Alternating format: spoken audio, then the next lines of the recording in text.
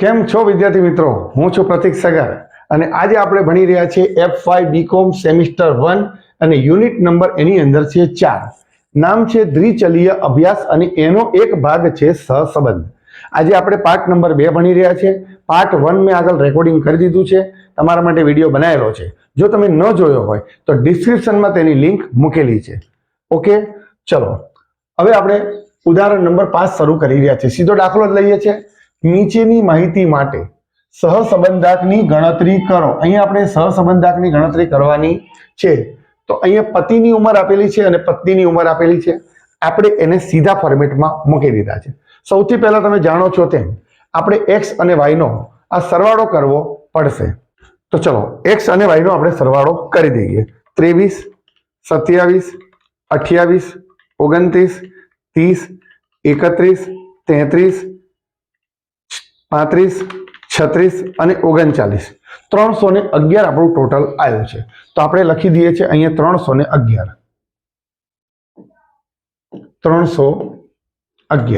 ચલો એ જ રીતે આપણે પત્નીની ઉંમર એટલે કે ભાઈનું ટોટલ કરી દઈએ.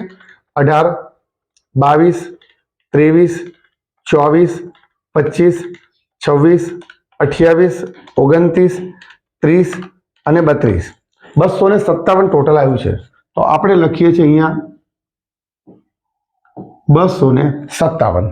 હવે આપણે સૌથી પહેલા દાખલામાં શું કરવાનું? તો x બાર અને y બાર શોધવાનો. તો હું અહીંયા લખું છું x બાર. x બાર બરાબર સિગ્મા x ના છેદમાં n. તો સિગ્મા x કેટલો છે? તો કે 311 છે, બરાબર. તો અહીં લખીશું આપણે 311 છેદમાં n બરાબર કેટલા લખીશું? તો આ લાઈનો ગણી કાઢો. આ લાઈન જોઈ લો. 1 2 3 4 5 6 7 8 9 અને 10 છે. એટલે n બરાબર થશે 10. માટે x બાર બરાબર આપણને જવાબ મળશે 31.1. આગળ આપણે જે ભાગ બનાવ્યો છે એની અંદર તમે દાખલા જોયા હતા કે આ x બાર આપણને રાઉન્ડ ફિગર મળતી હતી, પરંતુ અહીંયા આપણને અપૂર્ણાંકમાં મળી છે. તો હવે એ ગઈ રીત નહીં કરાય, આજે નવી રીત કરવી પડશે અને એને કહીશું આપણે ટૂંકી રીત, યુવીની રીત. આપણે યુવીની રીતથી આ દાખલો ગણવો પડશે. તો ચલો y બાર પણ આપણે શોધી કાઢીએ. સિગ્મા y છેદમાં n. સિગ્મા y કેટલો છે? 257. એટલે અહીંયા લખ્યું છે 257 અને છેદમાં કેટલા લખવાના? n બરાબર 10 લખવાના. માટે y બાર બરાબર આપણને મળશે 25.7. અહીંયા પણ આપણને અપૂર્ણાંક આંકડો જ મળે છે. બસ હવે આપણે આ ખાના બનાવીશું, પણ હવે યુવીની રીતે દાખલો ગણીશું. તો પહેલા લખીશું u બરાબર x માઇનસ. હવે આમાંથી કોઈ એક આંકડો લેવો પડે. તો અહીંયા જોઈ લો, આપણને મળે છે 31.1. તો આપણે 31 લઈ લઈએ છીએ, બરાબર. એટલે x માઇનસ 31. તો હવે u નો આંકડો આપણે મેળવીએ છીએ 23 માઇનસ 31. તો -8 મળ્યા. 27 માઇનસ 31 તો આપણને -4 મળશે. પછી 28 કરીશું તો -3 મળશે. 29 કરીશું -2 મળશે. 30 કરીશું -1 મળશે. અને 31 માંથી 31 બાદ કરીશું તો આપણને 0 મળશે. 33 માંથી 31 એટલે 2 મળશે. 35 માંથી 31 બાદ કરીશું તો 4 મળશે. 36 5 મળશે. અને 39 માંથી 31 બાદ કરીશું તો આપણને 8 મળશે, બરાબર.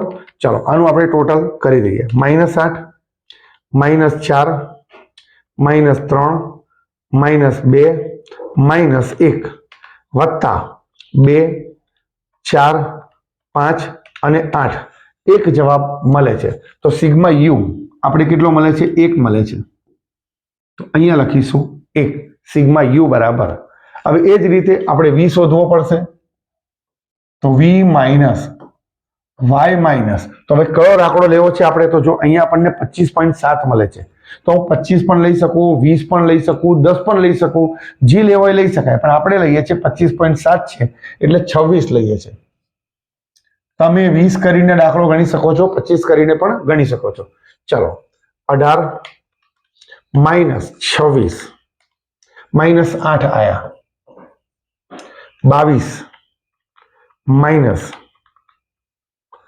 26 -4 आया, 23 करीशू -3, 24 करीशू -2, 25 करीशू -1 અને 26 માંથી 26 જશે તો 0, 28 માંથી 26 2, 29 3, 30 હશે તો 4 અને 32 માંથી 26 જશે તો જશે 6 રહેશે.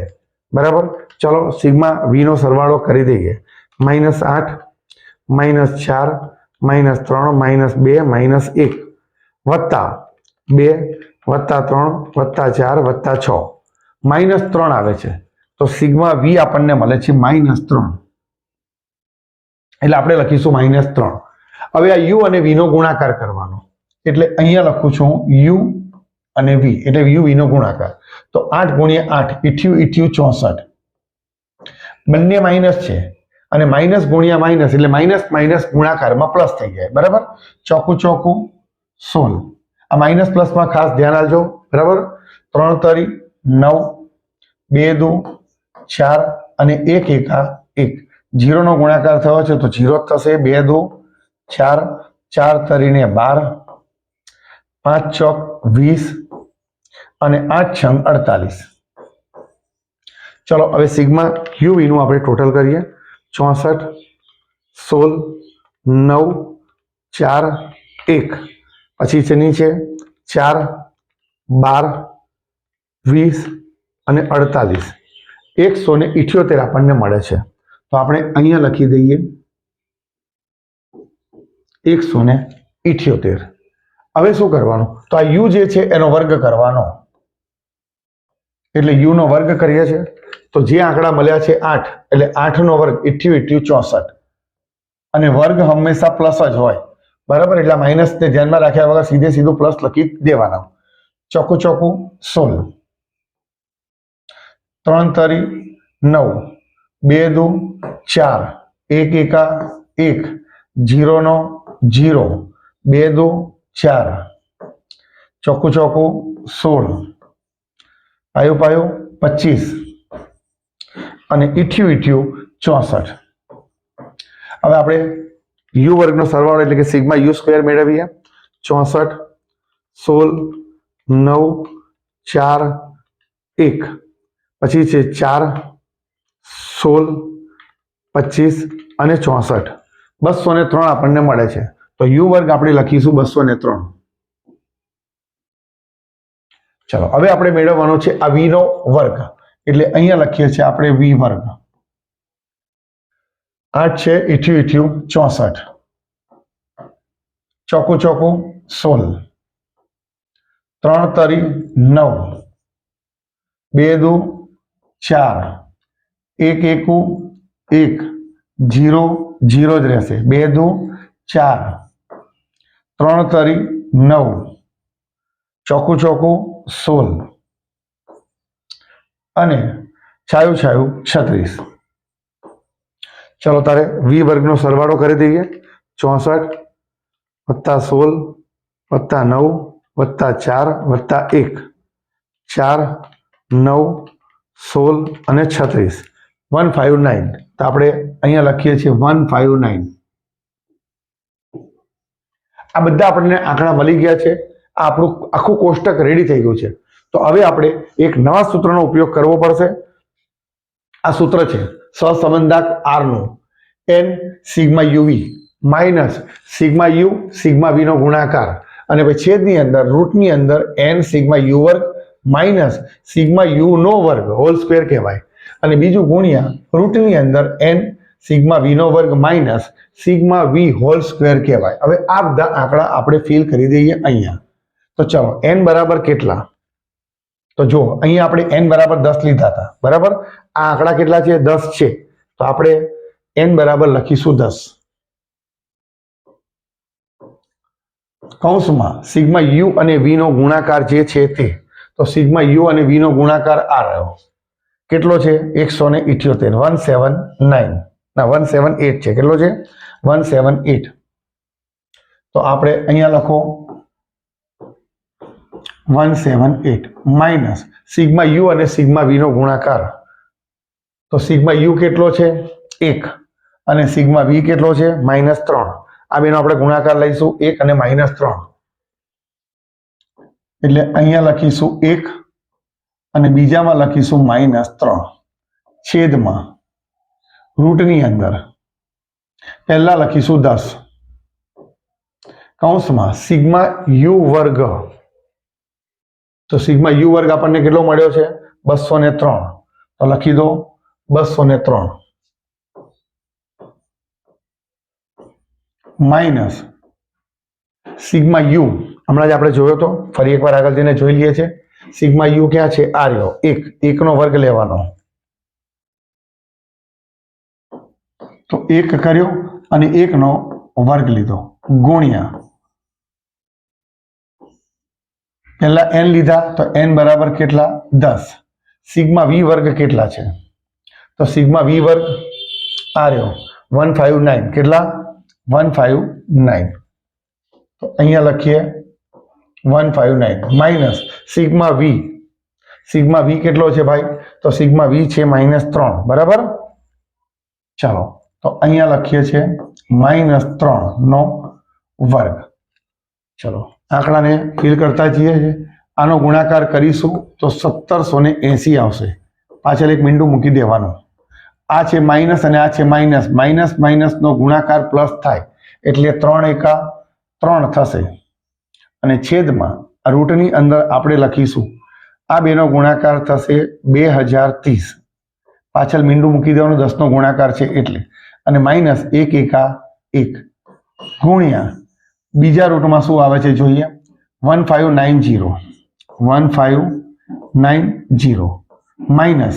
હવે તમે જુઓ આ માઇનસ છે એનો વર્ગ થાય એટલે પ્લસ થઈ જાય, 3 તરી 9, પણ આ ત્રીજી વાર માઇનસ કહેવાય એટલે માઇનસ લખ્યા છે 9. તો આ પ્લસ માઇનસ તો થોડુંક ધ્યાન આપજો વિદ્યાર્થી મિત્રો, કારણ કે આ 3 તરી 9 એટલે આ પ્લસ થઈ જાય, પણ પાછા બહાર નીકળે એટલે માઇનસ થઈ જાય છે, બરાબર.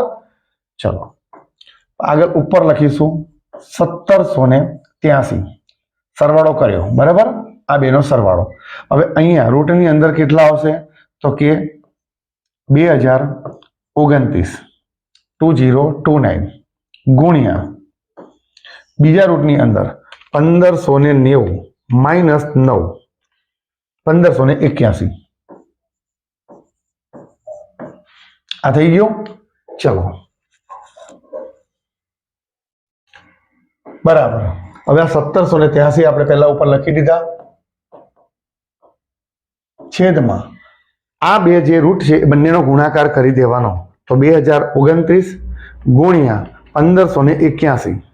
તો રૂટની અંદર આપણે લખીશું 320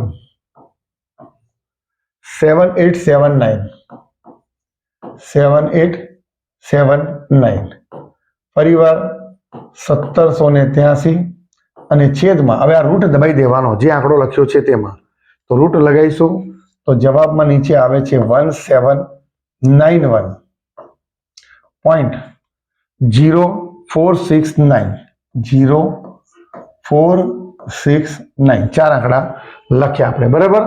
ચલો હવે આપણે ભાગાકાર કરવો પડશે, તો 1783 ભાગ્યા 1791.0469 કર્યો તો જવાબમાં આવે છે 0.9955. આપણને આર બરાબર મળે છે. હવે આપણે લખવો હોય તો આર બરાબર લખી શકીએ 0.996. આ જવાબ આપણે લખી શકીએ, બરાબર. તમે આ જવાબ લખો તોય સાચો, આ જવાબ લખો તોય સાચો, બરાબર. અહીં આપણો આ દાખલો આપણે પૂર્ણ થયો છે, બરાબર. હવે આપણે આગળ જોઈએ છે નવો દાખલો. આના પછીનો દાખલો આપણે જોઈએ છીએ તો એ દાખલાની અંદર ઉદાહરણ નંબર 7 આપણે લીધેલું છે, બરાબર. નીચેની માહિતી માટે સહસંબંધાંક શોધો.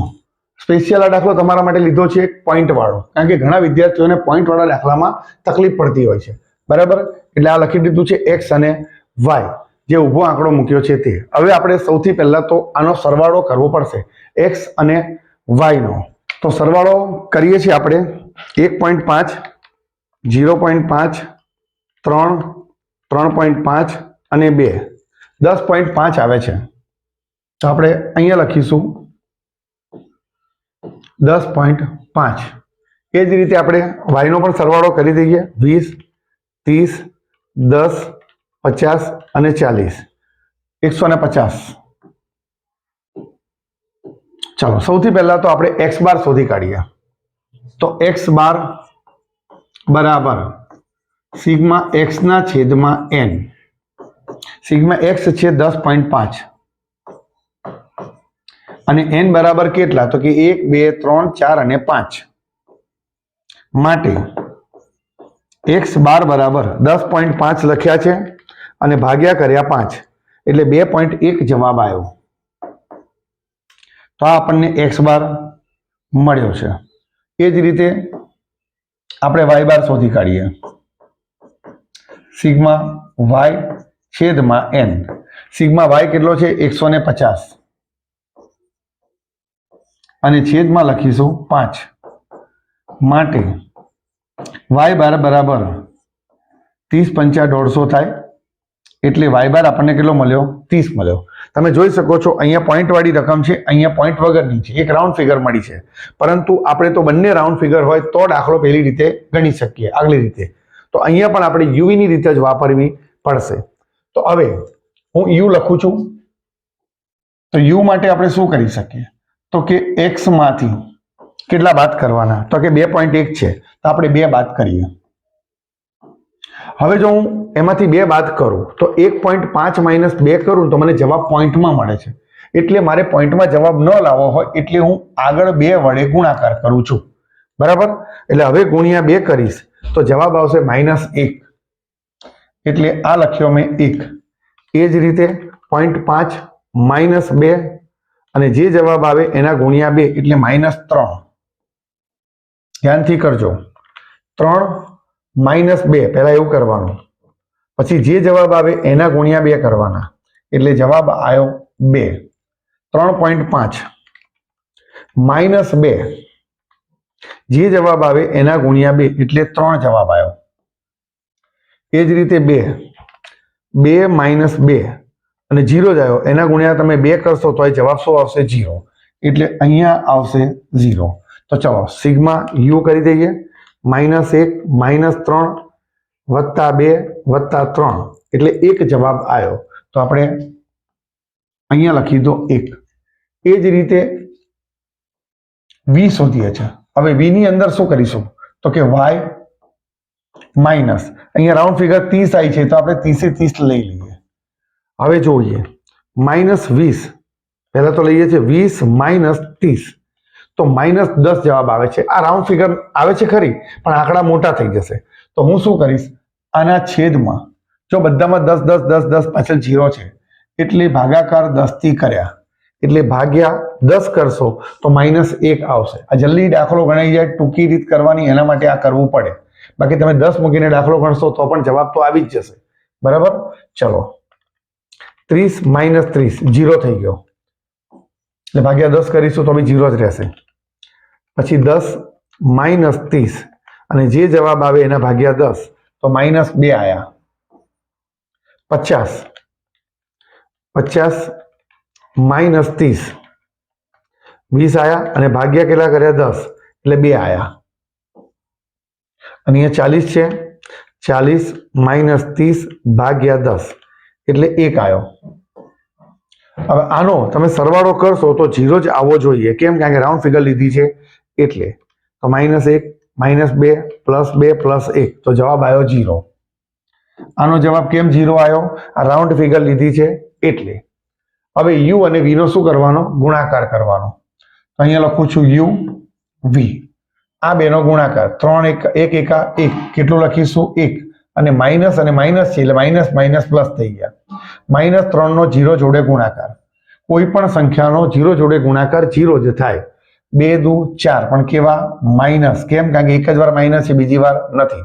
અને 3 દુ 6 અને 1 0 નો ગુણાકાર પાછો 0 થાય. ચલો આપણે સરવાળો એનો પણ મેળવી દઈએ. 1 -4 વત્તા 6 એટલે 3 આયા. તો અહીંયા લખીશું આપણે 3.